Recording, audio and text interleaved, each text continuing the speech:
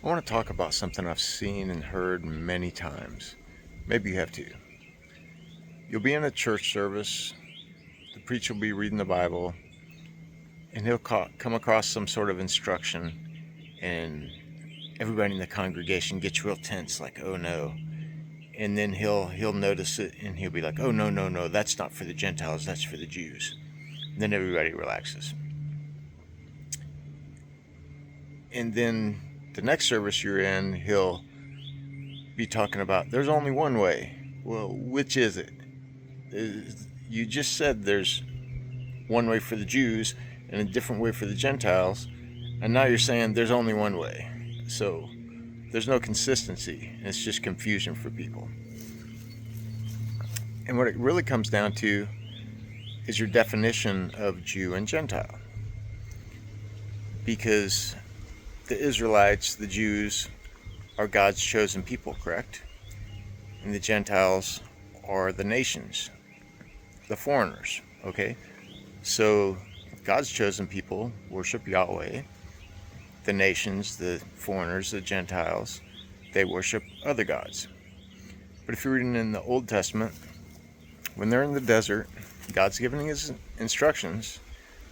He talks about, as he's giving the instructions, he says, it's the same for you, it's the same for the proselyte, and it's the same for the foreigners who dwell among you. This is repeated several times. So what's a proselyte? That's somebody who has joined your religion. That's somebody who's chosen to worship Yahweh. Well, if they've done that, then now they are the chosen people. So that's what Christians would be. Okay, so it's the same. It's the same rules for everyone. People talk about how God's law is perfect. Well, how's it perfect? It's perfect in that it's objective. It's the same for everybody. It doesn't matter when you are, where you are, who you are. It's the same rules for everybody. It's objective. It's perfect.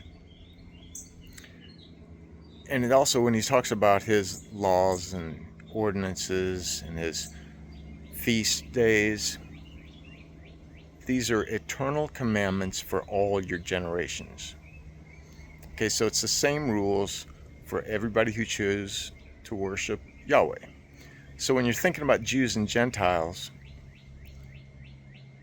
the best way to think about it would be the Jews or the Israelites are the people who are in covenant with Yahweh, and the Gentiles are people who are not in covenant with Yahweh.